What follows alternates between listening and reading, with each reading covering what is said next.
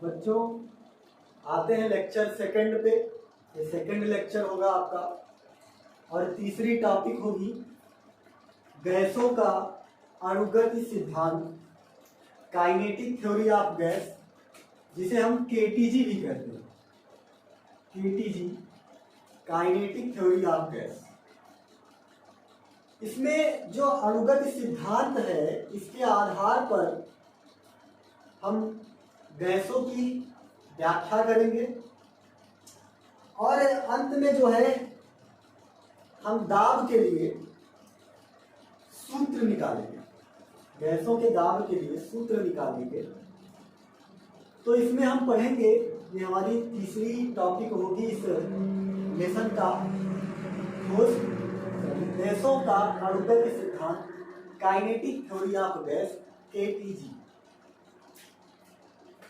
अगर हम बात करें तो जो गैस के अणु होंगे, गैस के अणु जो होते हैं बड़े ही छोटे छोटे, यानी अति सूक्ष्म होंगे, बहुत ही छोटे छोटे होंगे। और हम अगर बात करें तो ये गैस के अणु हैं, गैस के जो अणु होंगे बहुत ही छोटे छोटे होंगे, बहुत ही सूक्ष्म होंगे और ये जो है हमेशा गति करते रहेंगे, निरंतर जो है गति करते रहेंगे। और किधर गति करेंगे ये कोई निश्चित नहीं, ये कोई निश्चित नहीं। यहां पे जो गैस के अणु हैं ये किस डायरेक्शन में जा सकते हैं ये कोई पता नहीं। जैसे हम मान सकते हैं कि कोई एक कह सकते हैं कि बहल्ला लड़का, ठीक है, बहल्ला लड़का मतलब क्या कि जैसे उसको कहीं ये पता नहीं होता है कि वो किधर जा सकता है, वो ऊपर डायरेक्शन में, नीचे, ऊपर नीचे, मतलब कहीं भी, इधर उधर कहीं भी आ जा सकता है। इसी तरह यहाँ के जो गैस के अणु होंगे ये सभी डायरेक्शन में निरंतर गतिशील रहते हैं और जब गति करेंगे तो ये आके कभी एक दूसरे से टकराएंगे, कभी जाके बर्तन से भी टकराएंगे, जिस बर्तन में भी गैस रखी हुई होगी उस बर्तन में भी टकराएंगे। तो यही से कुछ डेवलप होता है हमारा थ्योरी, हमारा सिद्धांत, जिसे हम अणुगति सिद्धांत के नाम से जानते हैं। और पहले हम इसके कुछ पास्टुलेट लिख लेंगे। पास्टुलेट बोले तो अभिग्रहित, कुछ हम अभिग्रहित लिखेंगे जो कि हम लोगों को जो दाब निकालना है गैसों का उसके लिए बहुत उपयोगी होगा। तो पास्टुलेट जो है, ये अभिग्रहित जो मैं लिख रहा हूं, ये बड़े इंपॉर्टेंट भी हैं और लिखते चलेंगे और साथ साथ समझते भी चलेंगे। अगर हम बात करें पहला, यहाँ पे आप जो है, ये तो हमारा मेन टॉपिक है, यहां पे आप हेडिंग डालिएगा जो है अणुगति सिद्धांत के, अणुगति सिद्धांत के अभिग्रहित, अभिग्रहित मीन्स पास्टुलेट, पास्टुलेट, अणुगति सिद्धांत के पास्टुलेट बड़े इंपॉर्टेंट हैं और इसकी थ्योरी भी साथ साथ करते चलेंगे, मतलब व्याख्या भी, और देखते चलेंगे। तो पहला अगर हम कहें, पहला तो भाई पहला जो हमने बताया कि गैस जो है, गैस जो है बहुत छोटे छोटे कणों से मिलकर बने। गैस जो है, लिख लेते हैं कि गैस के अणु, गैस के अणु अति सूक्ष्म, अति सूक्ष्म मतलब बहुत ही छोटे, अति सूक्ष्म कणों से मिलकर बने होते हैं। या आप बहुत पहले से पढ़ते आ रहे हो, बने होते हैं, जिन्हें अणु कहते हैं, जिन्हें अणु कहते हैं। तो किसके अणु भैया? गैस के अणु। अणु बोले तो क्या? मॉलिक्यूल, मॉलिक्यूल कहते हैं। दूसरा, अभी हमने देखा कि जो है, जो गैस के अणु होंगे, एक बात और यहाँ छोटी सी जान लेते हैं कि ये जो काइनेटिक थ्योरी है, यानी अणुगत सिद्धांत है, ये मात्र और मात्र आदर्श गैस के लिए ही सत्य है। आदर्श गैस आपने कल के लेक्चर में पढ़ा भी है। आदर्श गैस, ये बहुत इंपॉर्टेंट है कि भाई ये जो काइनेटिक थ्योरी है ये किस पर पूर्णतः सत्य है, तो पूर्णतः भाई इस पे आदर्श गैस पर ही सत्य है। ठीक है, काइनेटिक थ्योरी जो है, जो अणुगत सिद्धांत है, ये आदर्श गैस पर ही पूर्णतः सत्य मानी जाती है। तो पहला हमने देखा कि गैस के अणु अति सूक्ष्म कणों से मिलकर बने होते हैं, जिन्हें अणु कहते हैं, मॉलिक्यूल कहते हैं। ये हम बहुत पहले से जानते हैं। दूसरा क्या है? दूसरा कि जो गैस के अणु होंगे, गैस के अणु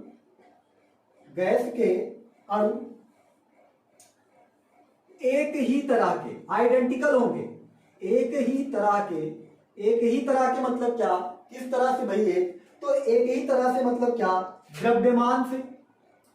द्रव्यमान हो गया, इसका आकृति हो गया, द्रव्यमान हो गया, आकृति हो गया। ठीक है, मास, शेप, साइज हो गया। ठीक है, साइज हो गया, आकार हो गया,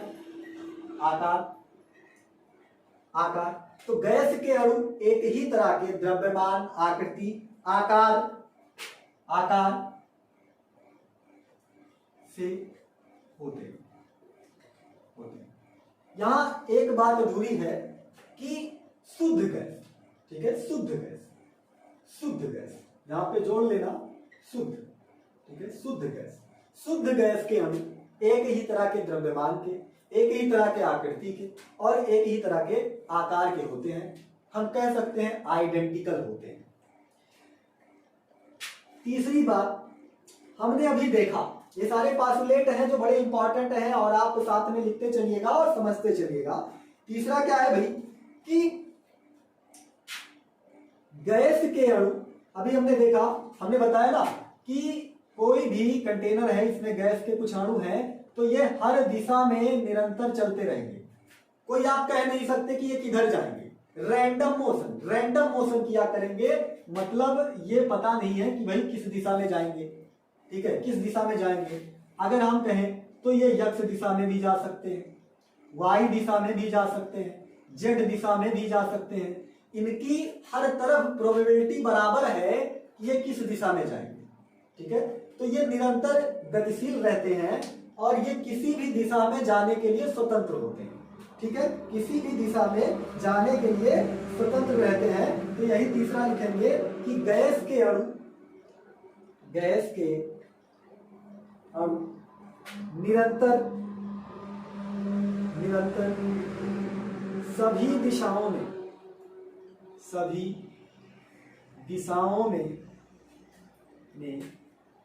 गति करते रहते हैं।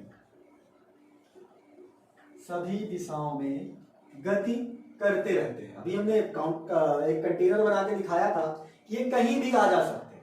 ठीक है, तो गैस के अणु निरंतर सभी दिशाओं में गति करते रहते हैं तथा, इसी में एक बात और जोड़ लिएगा कि तथा बर्तन के, जिस बर्तन में भी रखे होंगे, बर्तन के दीवारों से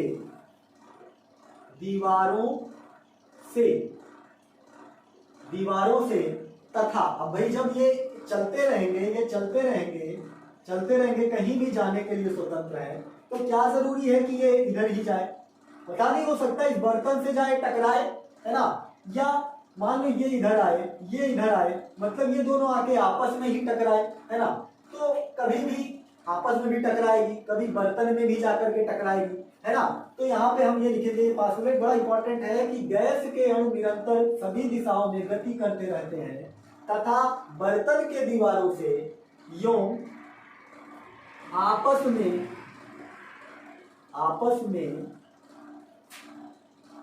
टकराते रहते हैं। टकराते रहते हैं, टकराते रहते हैं। चौथा पॉइंट, चौथा पास्टुलेट क्या है भाई? चौथा पास्टुलेट है कि जब गैस के अणु टकराएंगे तो इनकी टक्कर कैसी हो। अब यहां पे मैं एक वर्ड लिखूंगा जो आपके समझ में नहीं आएगा, उसको समझाता हूं कि दो अणुओं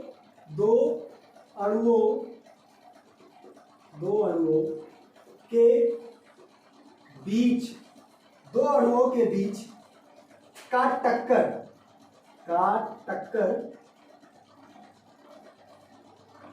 पूर्णतः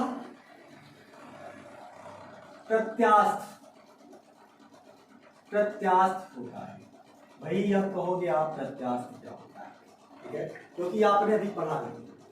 तो टक्कर दो तरह से होते हैं, टक्कर जो होते हैं दो तरह से होते हैं, एक प्रत्यास्थ और एक अप्रत्यास्थ। तो इन दोनों को आगे हम लोग पढ़ेंगे जो है, लेकिन अभी थोड़ा सा हम इसके बारे में बताते हैं कि प्रत्यास्थ टक्कर क्या होता है।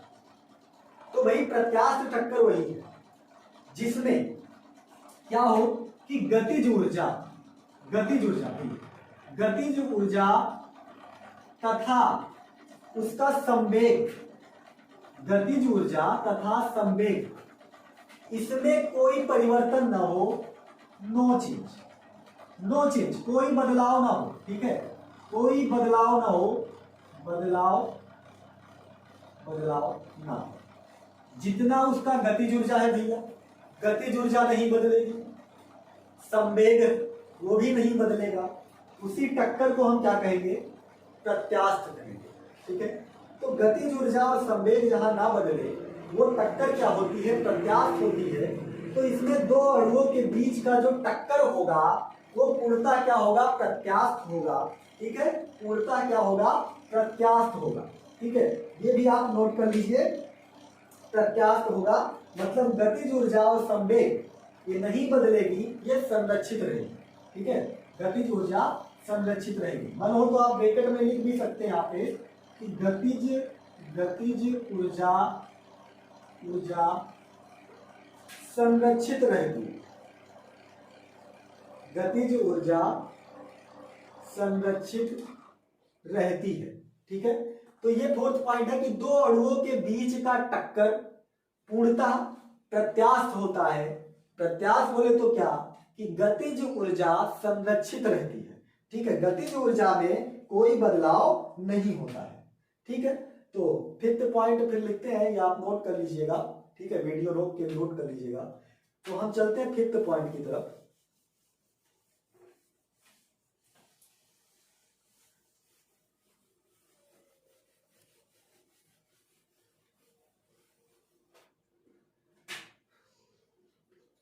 भाई फिफ्थ पॉइंट क्या है, इसके और पास्टुलेट क्या कि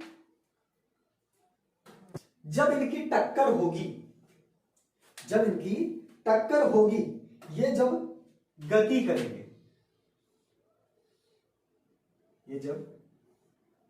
करेंगे, इनकी टक्कर होगी,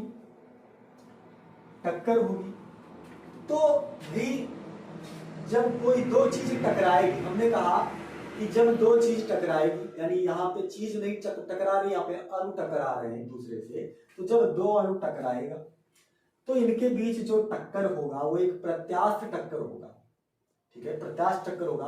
और प्रत्यास्थ का मतलब आप ये समझ गए, जो इनकी गतिज ऊर्जा होगी उसमें कोई चेंजिंग नहीं होगी, वो गतिज ऊर्जा का लॉस नहीं करेंगे, उसमें गतिज ऊर्जा जो होगी वो संरक्षित रहेगी, ठीक है भाई। प्रत्यास्थ आप समझ गए, ठीक है, प्रत्यास्थ रहेगी, ये आप समझ गए। यहां पे अब एक इंपॉर्टेंट पॉइंट लिखेंगे जो फिफ्थ है, क्या कि अणुओं का द्रव्यमान, जो अणुओं का द्रव्यमान होगा, द्रव्यमान क्या भाई? मास उसका, ठीक है। तो जो अणुओं का द्रव्यमान होगा वह जब वो गति करेंगे तो गति की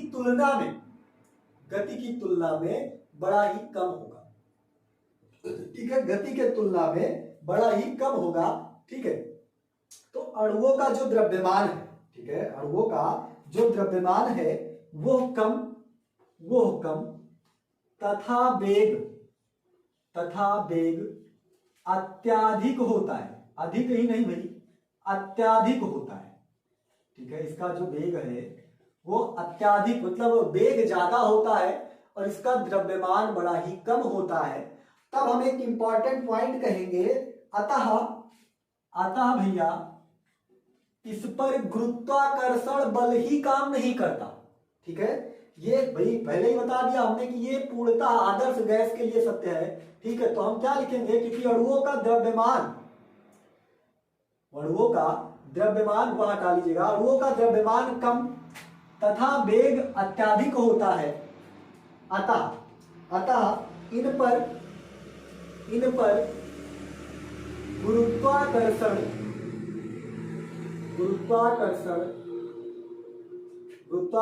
बल काम नहीं करता। गुरुत्वाकर्षण बल काम नहीं करता। ठीक है, अणुओं का द्रव्यमान कम तथा वेग अत्याधिक होता है, अतः इन पर गुरुत्वाकर्षण बल काम नहीं करता। ठीक है, गुरुत्वाकर्षण बल काम नहीं करता। ठीक है, आगे चलते हैं। एक बड़ा ही इंपॉर्टेंट पॉइंट यहां लिखिएगा, बड़ा ही इंपॉर्टेंट, ये इंपॉर्टेंट है क्या, कि गैस की जो गतिज ऊर्जा होगी, गैस की गतिज ऊर्जा होगी वो मात्र तापमान पर निर्भर होगा। मात्र भैया किस पर निर्भर होगा, कि गैस की गतिज ऊर्जा जो होगी वो मात्र तापमान पर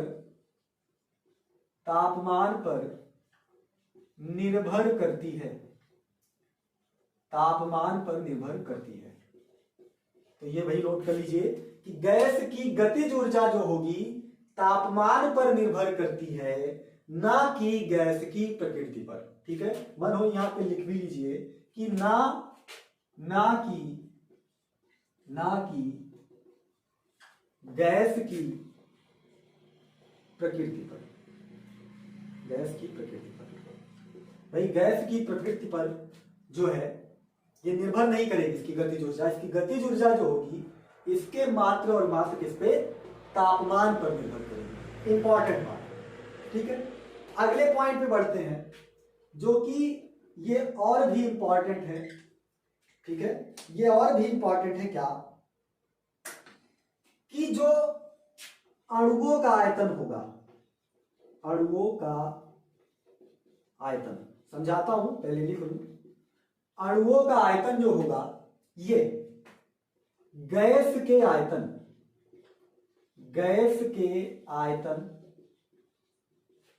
की तुलना में अणुओं का आयतन, जो कि मैं बिल्कुल गलत बोल रहा हूं, लेकिन क्योंकि ये भाई पासुलेट है, अभिग्रहित है और आदर्श गैस के लिए ही पूर्णतः सत्य है, हमने पहले ही बता रखा है। तो जो अणुओं का आयतन है, समझाता हूं ये क्या है, कि अणुओं का आयतन गैस के आयतन की तुलना में नगण्य रहता है।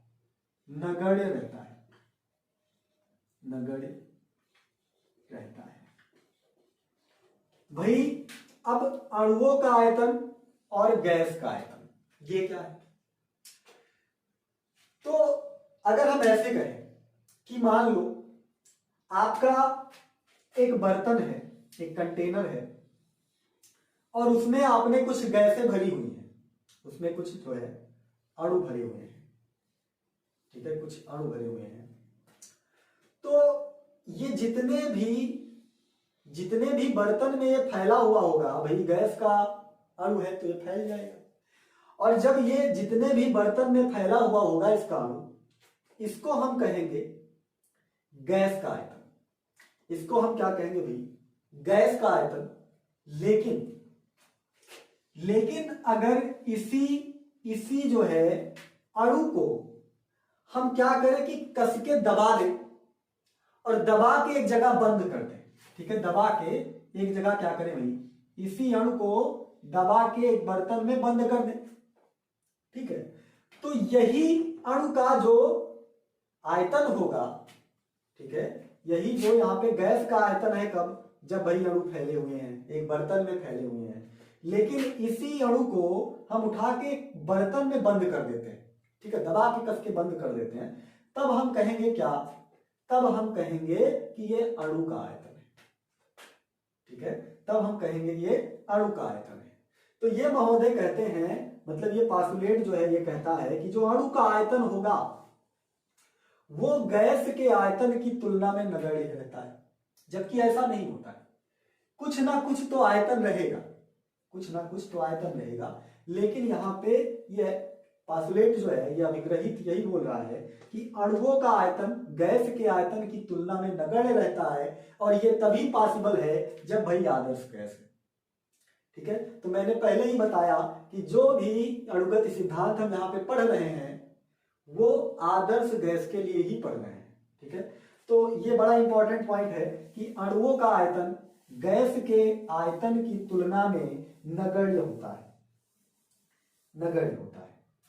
अब भाई एक और इंपॉर्टेंट बात है, एक और इंपॉर्टेंट बात है जो कि आप कहोगे कि भी ऐसा नहीं होता, लेकिन ये कहता है और आदर्श गैस के लिए पॉसिबल है। क्या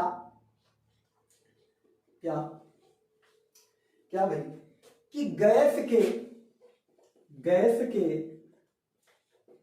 अणुओं के बीच, गैस के अणुओं के बीच आकर्षण बल बिल्कुल नहीं होता,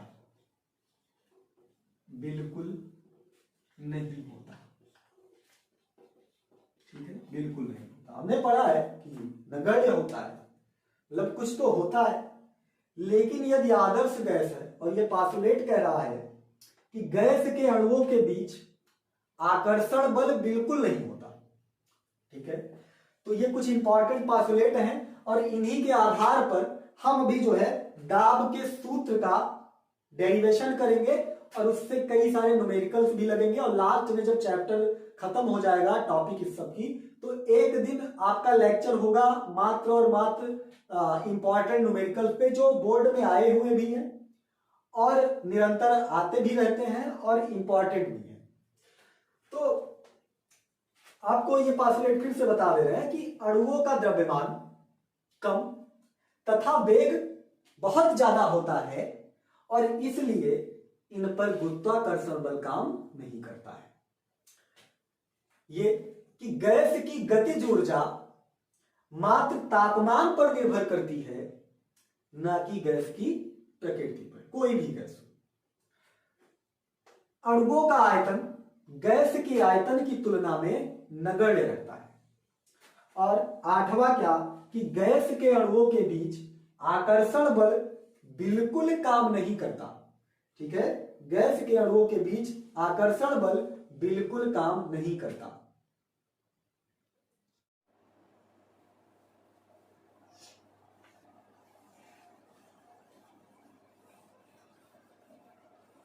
अगली आप इसी में हेडिंग डालिएगा, दाब की संकल्पना।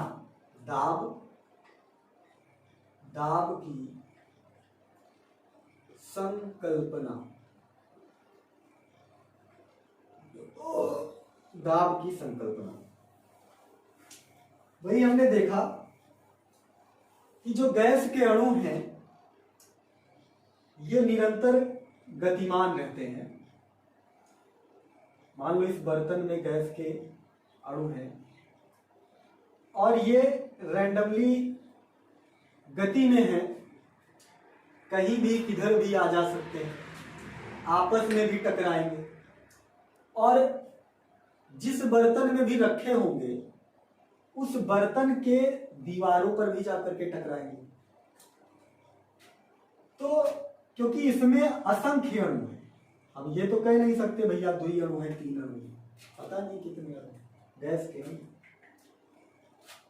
अब ये अगर आपस में तो टकराते ही टकराते हैं, लेकिन जा करके ये कंटेनर के बर्तनों से भी टकराएंगे, रैंडमली गति करेंगे और रैंडमली तो किधर भी जा सकते हैं। तो ये जाकर इस बर्तन के जो दीवार होगी बर्तन की उस पर भी टक्कर मारेगी, और जब टक्कर मारेगी, भाई मान लो ये अणु टक्कर मार रहा है, इस पर टकरा रहा है, तो अगर हम न्यूटन के गति विषयक नियम को देखें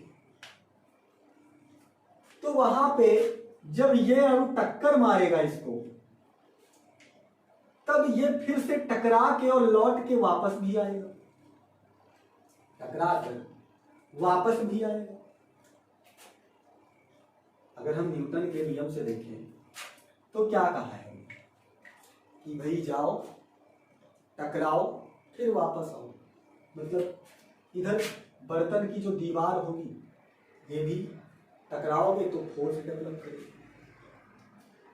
भाई जब अब यहां पे बात आ गई फोर्स की, मतलब अब जाएगा और टकराएगा बर्तन के दीवार पर, तो इसमें डेवलप हो जाएगा क्या?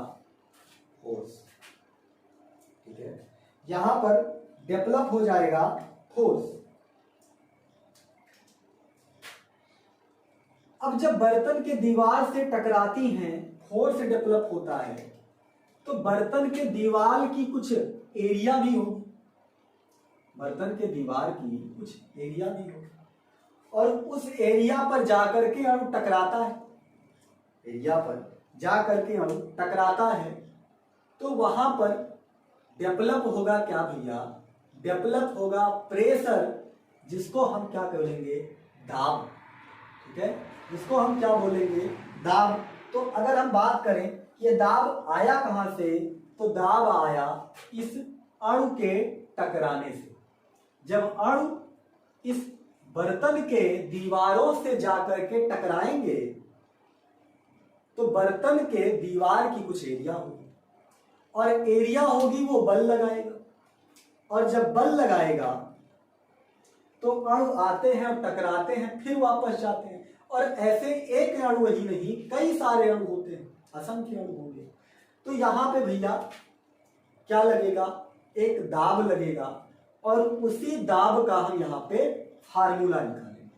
ठीक है, तो उसी दाब का यहाँ पे हम फार्मूला निकालेंगे। तो इसमें कुछ लिखना है जो कि नोट्स में आपको मिल जाएगा, आप नोट्स के लिए मैसेज करिएगा, वहां पे मिल जाएगा। तो बाकायदा उसमें फिगर उगर बना के जो है नोट्स आपको मिल जाएगा।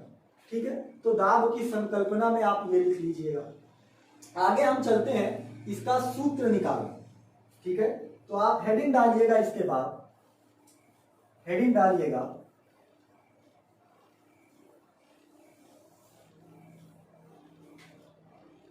कि आदर्श गैस, आदर्श गैस के दाब, आदर्श गैस के, जो भैया गैस आदर्श ही है गैस आदर्श ही है, तो आदर्श गैस के दाब के लिए, दाब के लिए सूत्र, सूत्र। तो भाई अब ये हेडिंग डालिएगा, और हम बढ़ रहे हैं अपने डेरिवेशन की तरफ, और उस डेरिवेशन से हम कुछ फार्मूला निकालेंगे और उस फार्मूले को डिराइव करना है। इसको जरा फिर से लिख दे रहा हूं, थोड़ा मार्कर में इंक खत्म हो गया। आदर्श, आदर्श गैस के दाब के लिए सूत्र,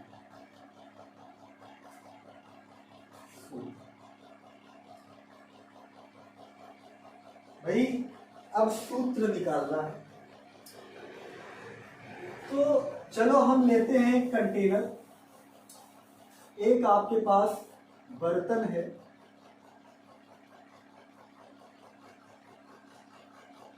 ये आपके पास हमने माना, इस पर आपके पास बर्तन है, और इसमें जो है